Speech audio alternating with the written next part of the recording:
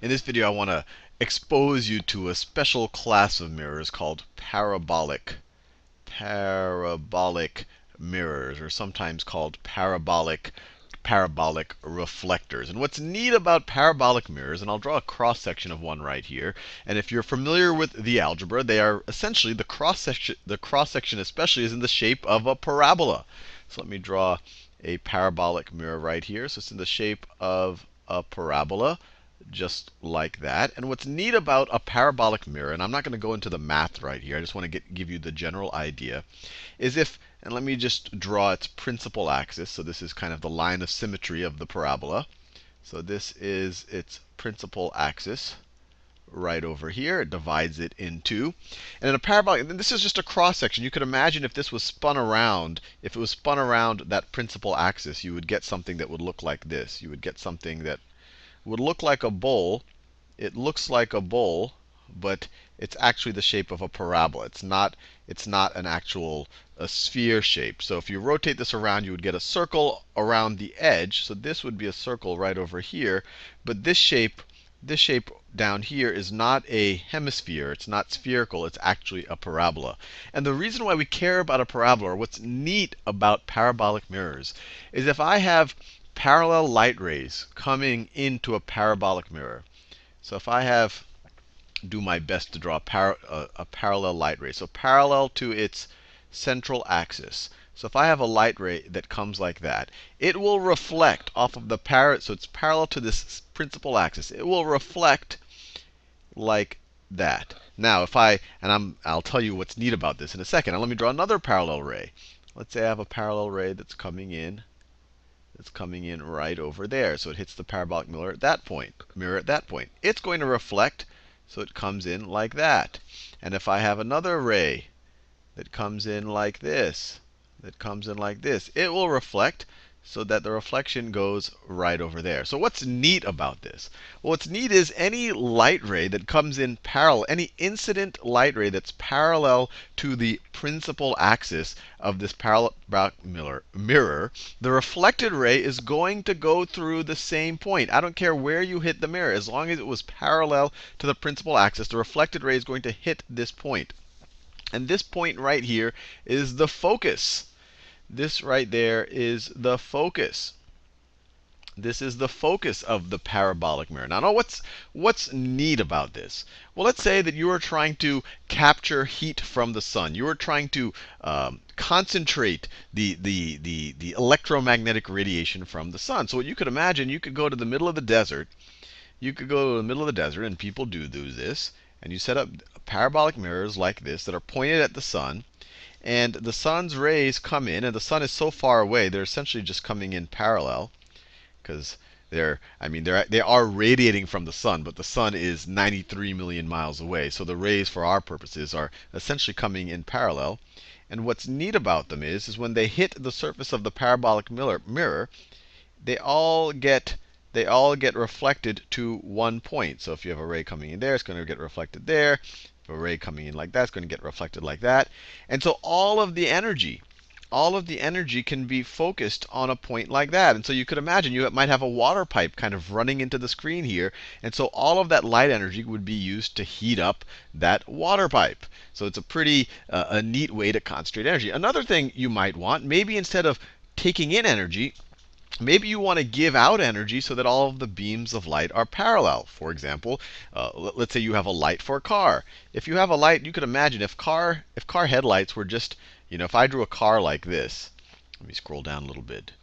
If I drew a car like this, have a reasonable attempt at a car. So let's say that this is a car right over here. I think you get the idea. This is the wheel housing. That's the wheel. So forth and so on. This isn't about the drawing of the car. But you can imagine if we just stuck light bulbs at the front of cars. So you could imagine just a light bulb sitting at the front of a car. So that's a light bulb.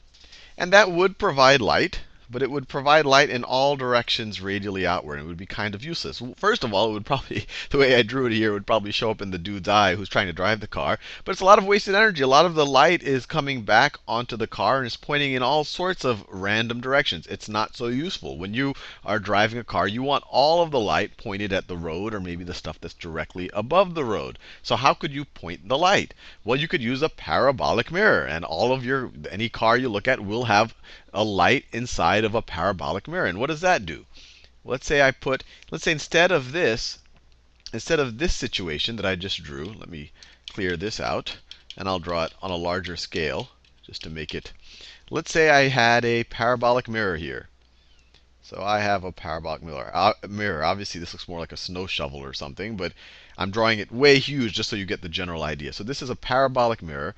And let's say we put the light bulb now, we put the light bulb at the focal point, at the focus of this parabolic mirror. Now what's going to happen?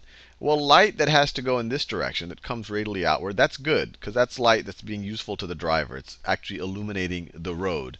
But light that's going backwards, light that's radiating outward from that focus of the parabola, it's going to be reflected. It's going to do the exact opposite of that solar energy collector. It's going to be reflected out parallelly, or in a parallel way. And it's just going to, so all of the light, because of this parabolic reflector or parabolic mirror, all of the light that this light source is generating, or most of it, is going to be emitted parallel to the principal axis of the parabola. And actually, you could point the light. If you actually moved this parabola around, you can point which direction the light's in. So it's actually a pretty useful thing to have. Now, the other thing about parabolic mirrors is that they actually form real images. In the last video, we talked about the notion of a virtual image. You think something is there because it looks like the light is converging at some point, but that point isn't even there. It's actually from some other point it's getting reflected. But a real image, let me draw it over here. So let me draw a parabolic mirror. Let me draw big parabolic mirrors to make the diagram clear.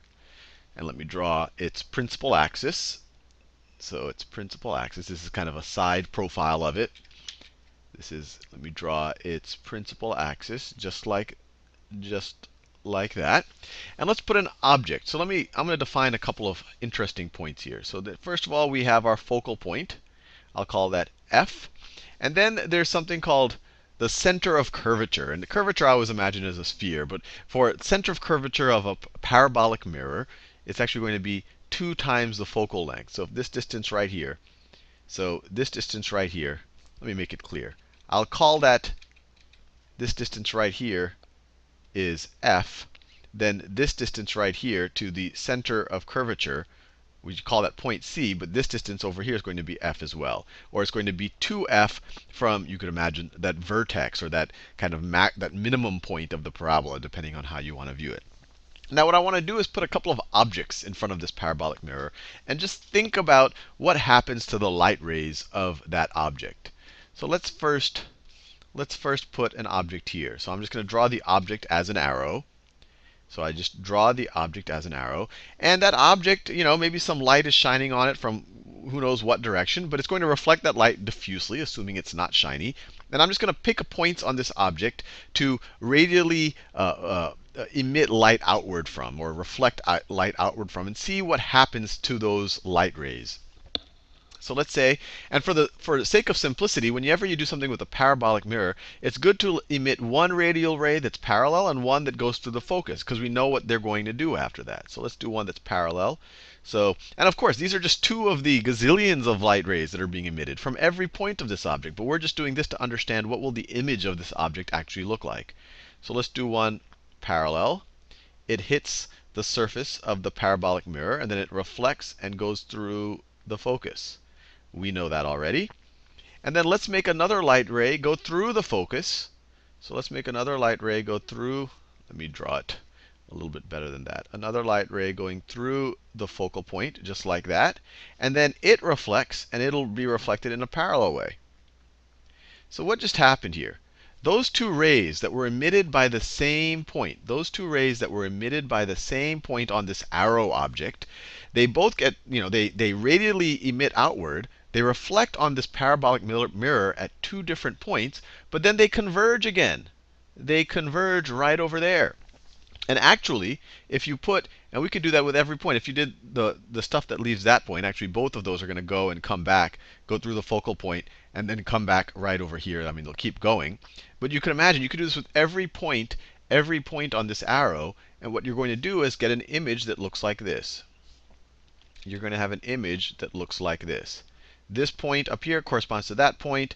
This point corresponds to that point. And so if you were to put a screen, if you were to put a screen right over here, if you were to put, this is a screen. It could just be a, I don't know, a white tablecloth, or if there was a wall right over here, then it would actually show the image. You would actually be projecting the image onto this wall right over here.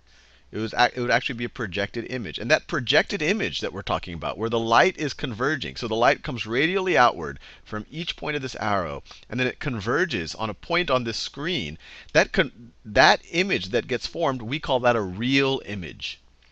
It's real image. This is a real image. And you might want to compare that to what we called a virtual image. A virtual image is an image that looks like it's coming from someplace because it looks like things are diverging from some point, but they've really been reflected off of some surface. So what we think is there really isn't there. A real image is an image that's actually projectable. We could put a screen right over here, and then these guys are going to be hitting the screen and essentially diffusing the exact same light.